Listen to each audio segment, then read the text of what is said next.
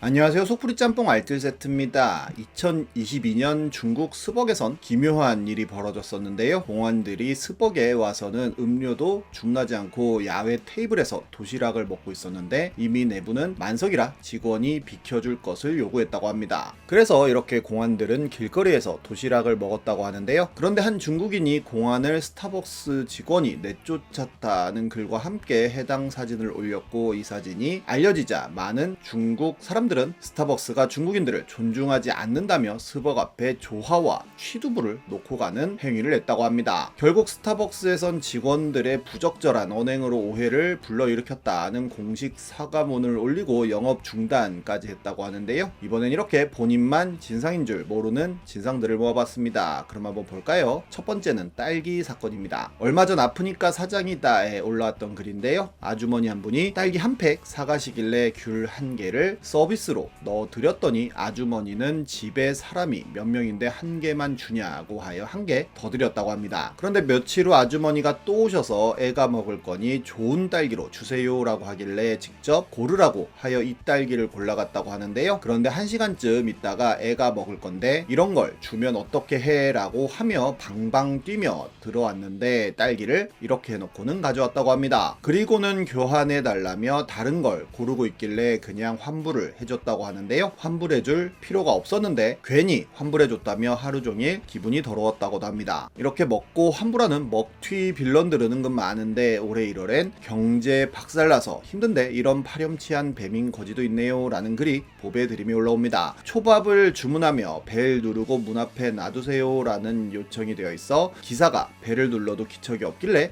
두세 번 더 누르고 문자까지 남겼는데 얼마 후 배민 CS에서 벨 소리를 못 들었고 초밥 15분 정도 방치되어 식어서 못 먹겠으니 환불 요청이 들어왔다는 연락을 받았다고 합니다. 느낌이 쎄해서 음식 회송할 테니 드시지 말고 문 앞에 놔두라고 요청을 했는데 회송한 음식을 보니 이렇게 초밥에서 회만 쏙쏙 빼먹고 돌려줬다고 합니다. 고객이 전화를 받지 않아 이렇게 환불이 어렵다고 판단된다는 문자를 남겼더니 빌런은 벨 누르는 소리 전혀 들리지 않았다며 오히려 회 몇 점과 우동, 모밀 조금 먹은 게 4만원어치 가치를 하냐고 물어봤다고 합니다. 초밥에 회를 90% 다 먹어놓고 취소한다고 하면 어느 누가 이해해 가겠냐고 하자 답은 없었다고 하는데요. 그래도 이 사람은 밥은 남겼는데 새우튀김에서 머리카락이 나왔다고 환불 받아간 사람은 아예 밥까지 싹싹 털어먹고 환불했다고 합니다. 그 외에도 한 떡볶이 집에서 떡볶이 포장을 해간 손님은 이 정도만 남긴 채 가져와서 환불을 해달라고 하여 이유를 물어보니 매워서 못 먹겠다고 했다고 하고, 작년 크리스마스 땐 족발이 탔다며 환불을 요구해서 족발을 받았더니 이렇게 전부 다 먹고 뼈만 남아있었다고 하네요. 다음은 곱창집 블로거 사건입니다. 작년 크리스마스 때 더러워서 장사하기 싫다는 글이 MLB 파크에 올라옵니다. 울산에서 곱창 가게를 하고 있는데 광고라도 해보려고 블로거 10팀 정도를 불렀다고 하는데요. 그런데 한 블로거가 점심 특선을 저녁에 먹을 수 있냐고 물어봐서 안 된다고 하였고, 그 블로거는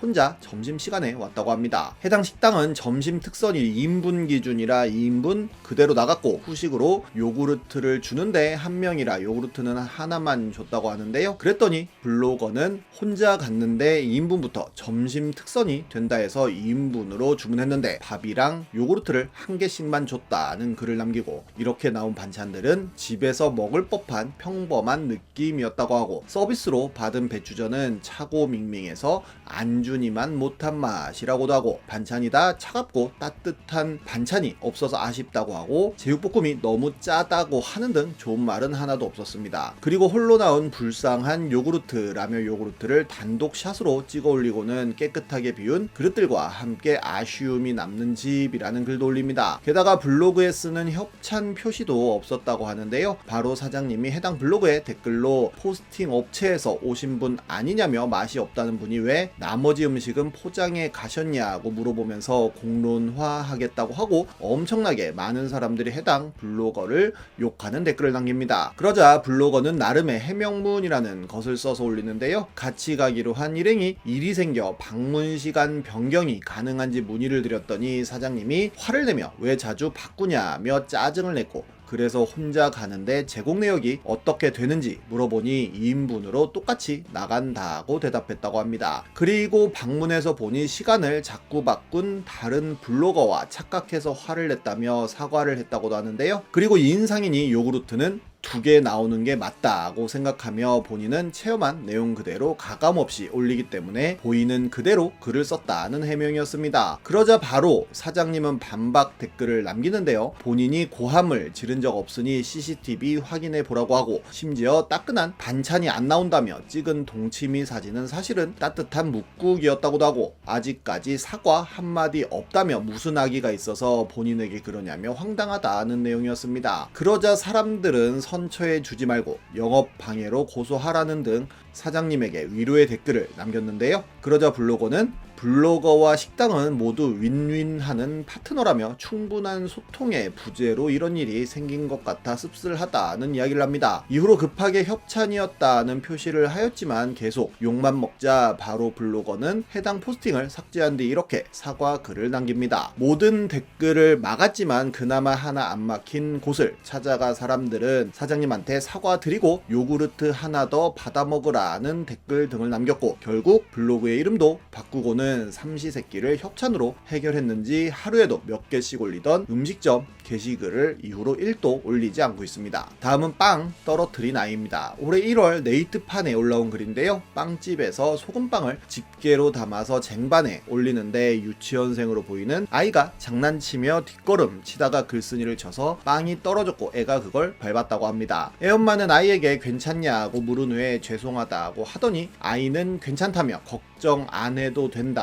하고는 나가려고 했다는데요. 글쓴이가 붙잡고 떨어뜨린 빵 치우고 계산하셔야죠 라고 하니 본인이 떨어뜨리셨잖아요 라고 받아쳤고, 아이가 쳐서 떨어뜨리는 거 보시지 않으셨냐고 하니 그럼 애한테 물어내라고 하는 거냐며 본인이 사려던 걸 본인이 떨어뜨려 놓고 왜 애꿎은 애를 잡냐고 했다고 합니다. 빵집 직원이 어머니가 계산해야 될 것 같다고 하니 이게 왜 내 아이 탓이냐고, 애가 사려던 빵이 아니고 이 사람이 사려던 빵 아니냐며 화를 냈고, 결국 애엄마한테 그냥 가시라고 하고 글쓴이가 기부한 셈 치고 결제하겠다고 했다는데요. 엄마는 자기가 얼마나 잘 사는지 아냐면서 누가 누구한테 기부하냐고 난리를 떨었고, 그렇게 돈 많으시면 본인이 결제하면 되겠네요 라고 하니 2,000원도 없는 거지라며 글쓴이를 욕하더니 결제하고 나갔다고 합니다. 거기엔 기부가 아니라 적선이라고 해야 더 약 오른다고 하는 현자가 나타나기도 합니다. 이렇게 어떻게든 돈 안 쓰려는 분들은 은근 많은데 작년엔 소아과에서 대단한 엄마를 만났네요 라는 글이 보배드림에 올라옵니다. 2살 아이가 열이 나서 왔는데 부모는 처음부터 표정이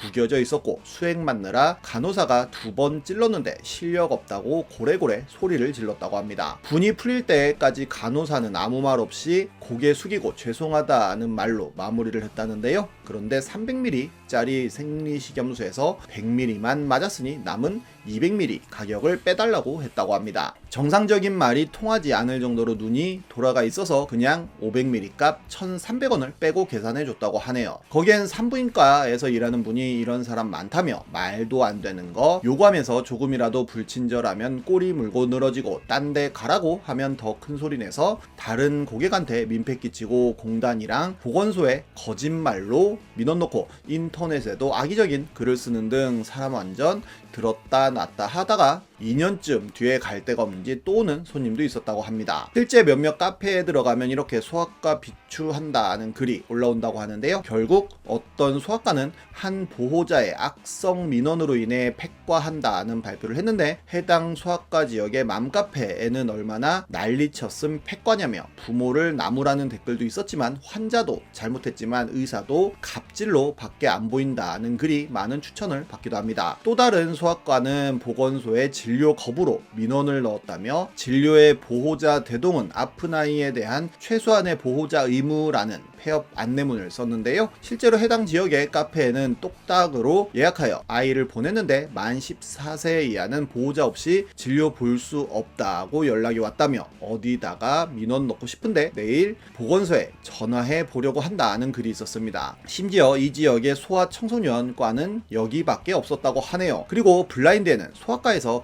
접근 일을 올린 현대 로템 직원이 있었는데요. 구내염 때문에 애를 데리고 갔는데 애가 병실 싫다고 나오자 조무사가 애파를 일자로 들어올리고 끌어당기길래 그렇게 하시면 어떻게 해요? 라고 짜증을 냈고, 애가 입을 안 벌려서 의사 선생님도 억지로 벌리고 진료 끝날 때쯤 턱을 누르길래 또 비슷한 대사로 불평을 하자 의사는 죄송하다고 했는데 애가 팔 아프다고 울었다고 합니다. 의사가 혼잣말로 돌겠네 라고 하여 애한테 말 안 들린다고 그렇게 해도 되냐고 하니 세게 안 당겼지 않나요? 라고 했다는데요. 그냥 계산하고 나왔다고 하는데 이 괄호치고 이해는 해 부분이 상당히 킹받게 하는 부분이기도 합니다. 거기엔 한 의사가 진료 보려면 입 벌려야 해서 입 벌렸더니 진료를 해도 이냐며 그런 지능으로 회사는 어떻게 다니느냐는 이야기를 합니다. 많은 욕을 먹자 결국 로템 직원이 그 글을 삭제했지만 다시 캡처되어 박제가 되는데요. 그러자 거기에 그 직원은 또 나타나 글을 남겼는데 댓글들 보면서